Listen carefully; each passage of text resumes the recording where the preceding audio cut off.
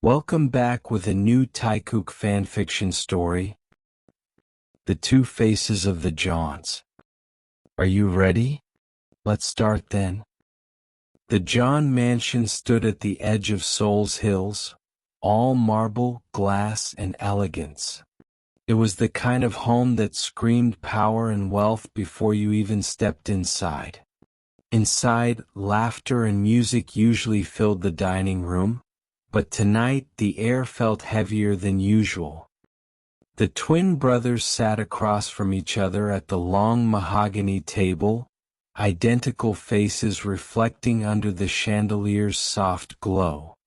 Same dark hair, same piercing brown eyes, same sculpted jawline. Yet something in their aura set them apart. Jung-Kook, the younger twin by 10 minutes, sat quietly, his posture composed and graceful. His hands rested gently over his lap, and his eyes, calm and thoughtful, flicked toward his brother every few moments. Juk, on the other hand, leaned back in his chair, smirking as he scrolled through his phone. His shirt collar was unbuttoned, his tie hanging loose around his neck. He looked like someone who belonged more in a nightclub than at a family dinner. Mrs. John sighed from her seat at the head of the table. "Juk, can you put that phone down for one meal?" she asked with a weary tone. Juk chuckled. "Sorry, Mom. Just replying to a message. You know how it is, people can't get enough of me." Mr. John, a stern yet fair man, gave him a warning look. "You should learn to draw boundaries. Your brother doesn't seem to have trouble doing that." Jack's smirk grew. Because my brother isn't exactly social material." He leaned over to Jungkook with a teasing grin. "Tell me, Kook, when's the last time you went on a date?" "Oh wait, never?" Jungkook finally looked up, meeting his brother's mischievous eyes with quiet restraint. "Because I don't date just to play games," he said evenly. "I date when I feel something real. You should try that sometime." Jack scoffed. "Real? Please. Life's too short to get tied down. You should enjoy it while it lasts." Their father set down his fork. "And you call breaking hearts enjoyment?" "Come on, Dad," Juk shrugged. "It's not my fault people fall too easily. They see the John name, the face, the money, they get attached. I'm just giving them what they want for a little while." Jungkook's jaw tightened. "You're giving them pain, not happiness." Silence fell over the table for a moment. Even the servants moving quietly in the background seemed to sense the tension. Mrs. John spoke softly. "Juk, your brother's right. You're not a boy anymore. You can't keep toying with people's emotions." Juk clicked his tongue, pretending to be hurt. "Why does everyone keep defending my saintly brother? He's not perfect either." "I don't claim to be," Jungkook said calmly. "But at least I don't leave people crying." The tone of his voice, though controlled, carried quiet disappointment. Juk noticed it, and for a moment his smile faltered. Then, as always, he masked it with arrogance. "Relax, Kook," he said with a smirk. "Not everyone believes in fairy tales like you do. You think you'll find your one true love? Maybe in a drama, not real life." Jungkook leaned forward slightly, his eyes serious now. "It's not a fairy tale to want something honest. Love isn't a toy, Juk. Someday you'll meet someone who'll make you realize that. And when that happens, I hope it's not too late." For the first time, Juk didn't have a witty comeback. He just looked at his brother, The same face, the same eyes, yet somehow Jungkook's gaze felt like a mirror reflecting everything he wasn't. Their mother reached out to hold Jungkook's hand gently. "You have a kind heart, son. Don't ever change that." Juk rolled his eyes. "You all talk like I'm some villain. I just like to live freely." "Is that a crime?" Mr. John's voice turned colder. "It's not freedom when it hurts others. You carry our name. Act like it."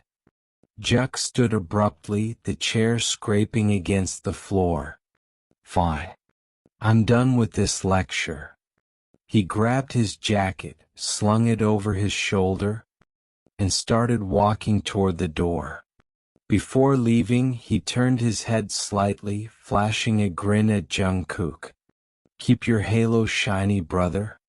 Maybe someday your purity will win you someone. But me? I'll stick to reality." The door shut behind him with a faint echo. The dining room fell silent again.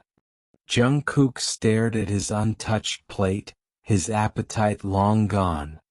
Mrs. John sighed softly. "He wasn't always like this. When you two were little, he used to follow you everywhere. You were inseparable." Jungkook's lips curved into a sad smile. "People change, Mom. But I still believe there's good in him, buried deep under all that pride." His father nodded slowly. "Let's hope he finds it before he loses something, or someone, that matters." Jungkook looked out the window where the night sky stretched endlessly. Somewhere in the distance, city lights blinked like restless stars. He didn't know that this very difference between him and his brother would soon lead them into a storm. But for now he just whispered quietly to himself, "I just want to love once. Truly. No lies, no masks." And fate, listening from the shadows, was already preparing to answer. The John twins had always been alike in appearance, yet by the time they turned 24, their paths couldn't have been more different. John Jungkook, the quiet and humble one, had buried himself in medical books instead of boardroom presentations. While his father had hoped both sons would take part in running the family's massive business, Jungkook had chosen a completely different dream, one born not from ambition but compassion. He studied medicine at Seoul National University, excelling in every subject. He spent sleepless nights in the hospital wards, volunteering in pediatrics whenever he could. There, between the soft cries of newborns and the innocent laughter of sick children, Jungkook found his calling. One afternoon, his professor asked him why someone from such a wealthy family would choose such a demanding path. Jungkook smiled softly, pushing his stethoscope into his white coat pocket. "I want to open a children's hospital one day, for those who can't afford treatment," he said. "Money can build towers, but it can't buy kindness. My family has enough of the first. I just want to build the second." His classmates admired him for that. Some envied him. But Jungkook didn't seek praise. He simply wanted to heal, quietly, sincerely, far away from the glittering walls of his father's empire. Meanwhile, John Juk was walking a very different road.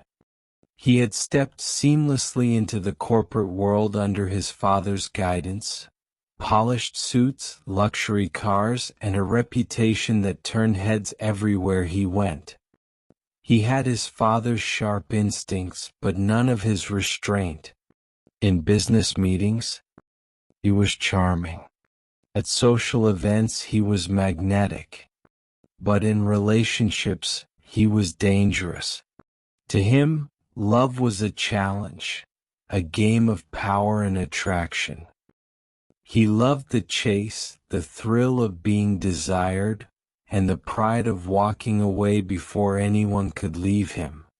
So when the John Corporation announced openings for new staff, and a young man named Kim Taeyoung walked through the door, Juk's interest was high immediately.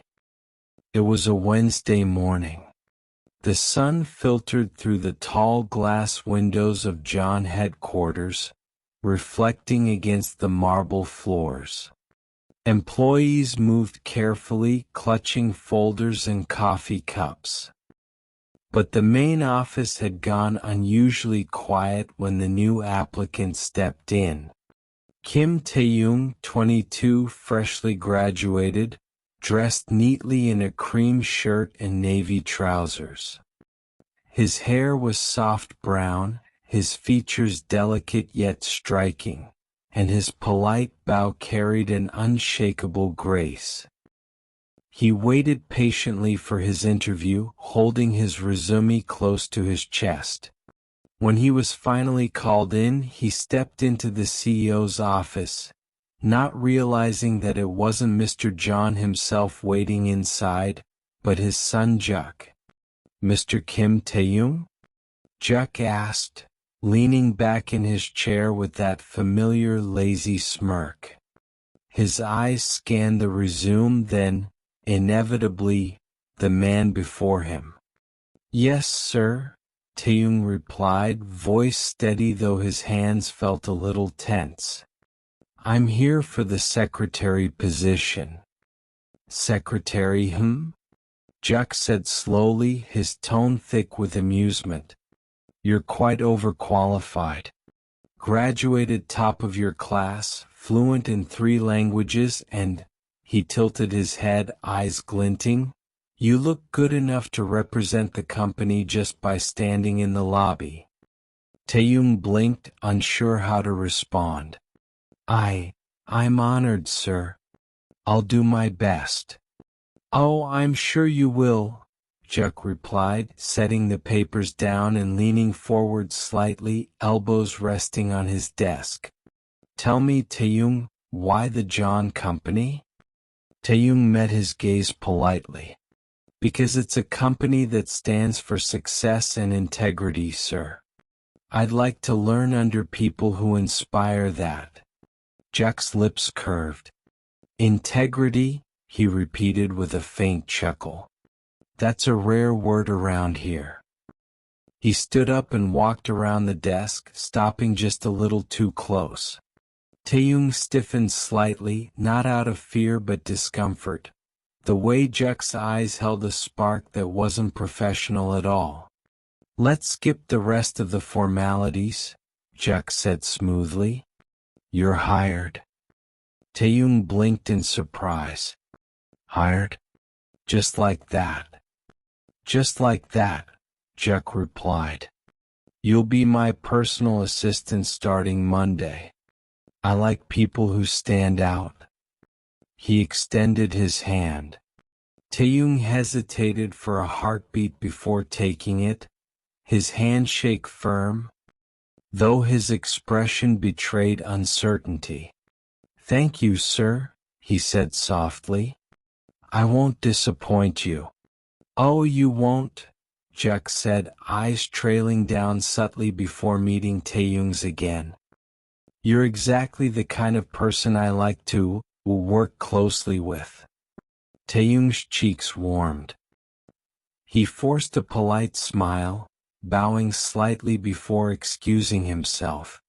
As soon as the door closed, Juk let out a satisfied sigh, loosening his tie. "Kim Taeyoung," he murmured, tasting the name like something expensive. "Beautiful and sharp.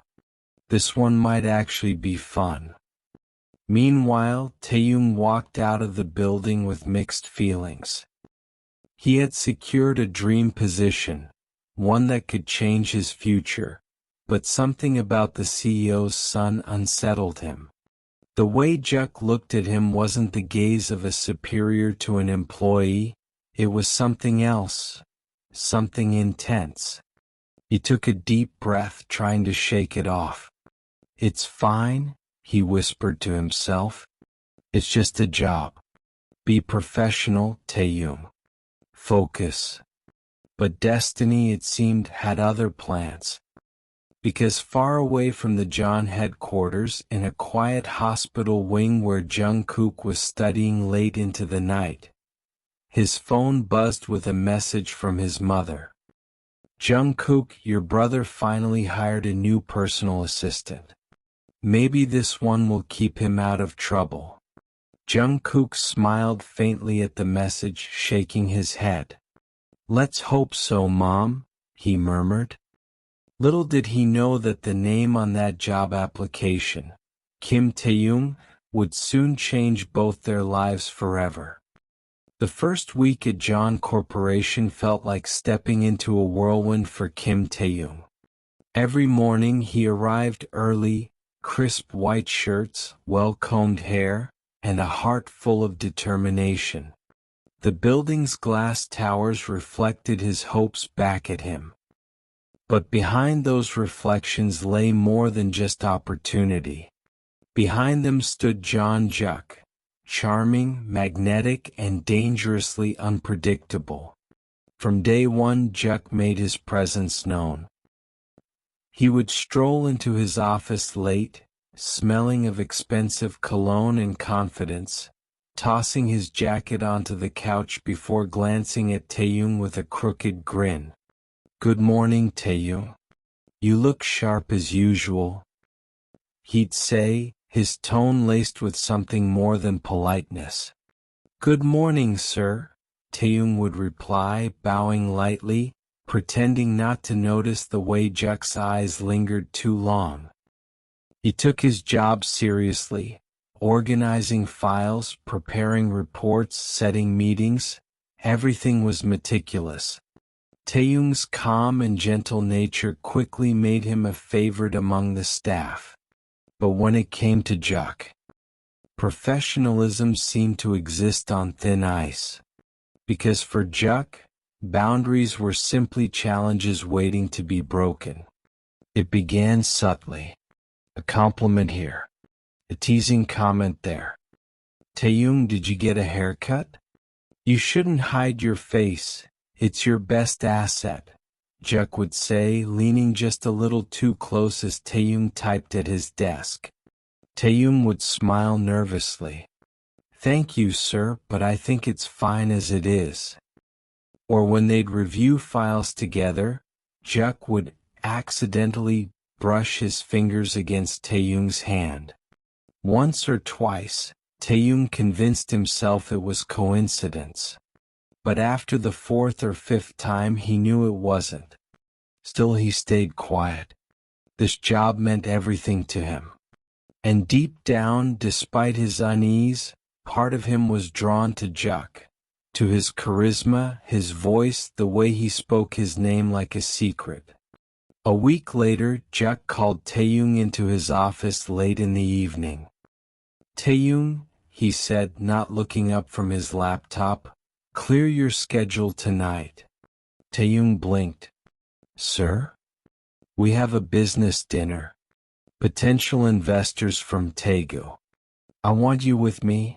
Helps to have a smart, dependable face next to mine." Taeyoung hesitated. "Of course, sir. Should I bring the documents for the new branch proposal?" Juk smirked. "Don't worry about papers. Just bring your charm." Taeyoung frowned slightly, unsure what he meant, but nodded respectfully. "As you wish." That night, they met at an upscale restaurant overlooking the Han River. The city lights shimmered like broken stars across the water. Juk arrived in a tailored black suit, looking every bit the powerful heir he was. Taeyoung joined him moments later, polite and composed, his soft features glowing under the warm lights. Throughout the dinner, Juk was smooth and attentive, introducing Taeyoung proudly to the guests. "This is my personal assistant, Kim Tae-young," he said. "He's the reason most of our projects run as well as they do." Tae-young bowed humbly, earning approving nods. His efficiency and gentle tone impressed the investors. But what impressed them even more was how Juk couldn't seem to take his eyes off him. When the meeting finally ended and the guests had left, they remained at the table. 2 glasses of wine stood between them, untouched. Juk leaned back in his chair, his gaze softer now. "You did great tonight, Tae-young. You always do." "Thank you, sir. It was an honor to represent the company," Tae-young replied, smiling shyly. Juk tilted his head. "You don't have to be so formal with me all the time." Tae-young blinked. "I'm your assistant, sir. It's only proper." "Maybe I don't want you to see me just as your boss," Juk murmured. Tae-young's heart skipped. He looked down quickly, flustered. "Sir, I don't understand." Juk reached forward, fingers brushing lightly over Tae-young's hand resting on the table. "Don't act like you don't feel it too." Tae-young froze. The touch wasn't rough. It was warm, gentle, but it carried a weight that made his chest tighten. He pulled his hand back carefully. "Sir, please? I think this is inappropriate." Juk chuckled quietly, leaning closer. "You're so careful, so polite. That's what makes you different from everyone else." Tae-young looked up, meeting his eyes. "You shouldn't say such things. People might misunderstand." "What if I want them to misunderstand?" Juk teased, his tone low. Tae-young couldn't respond. His pulse raced, part fear, part something he didn't want to name. Was this just another one of Juk's charms? Or could it be something real? Over the next few weeks, Juk grew bolder. He would invite Tae-young to lunches, linger near his desk, send messages late at night with words that blurred the line between professional and personal. Tae-young, despite his initial caution, started to believe him. There was sincerity in Juk's tone sometimes, or at least what sounded like sincerity. Maybe, just maybe, beneath the arrogance and confidence, the CEO had a heart that was trying to reach out. But that illusion began to fade when Juk started to grow impatient. He wanted Tae-young to fall, completely. And when Tae-young didn't surrender easily, when his shyness and self-respect kept him from giving in to those lingering touches, Juk began to feel what he always did when someone stopped being a challenge: boredom. One afternoon, as he lounged in his father's office, Juk sighed dramatically. "Dad," he began, flipping through a report without interest, "I think I made a mistake hiring Kim Tae-young." Mr. John looked up from his documents, frowning. "Tae-young? What? He's been one of the most efficient employees you've ever had." "Sure," Juk said lazily. "But I don't think he fits the company culture." "Company culture?" his father repeated. "You mean your culture?"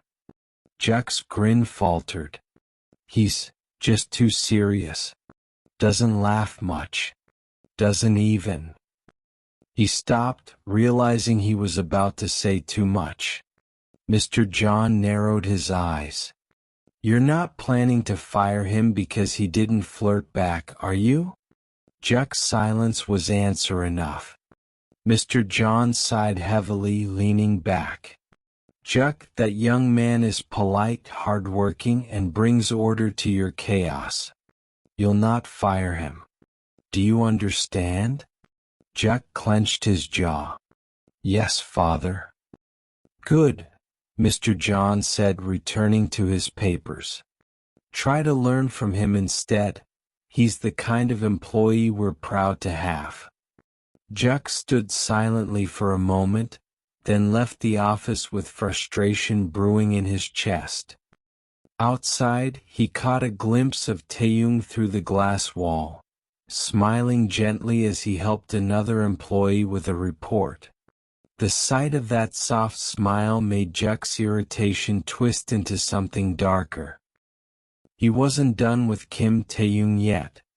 If his father thought he couldn't break him, he was about to prove him wrong. To be continued? Thanks for watching. Hope you enjoyed this episode. Please stay tuned for part 2.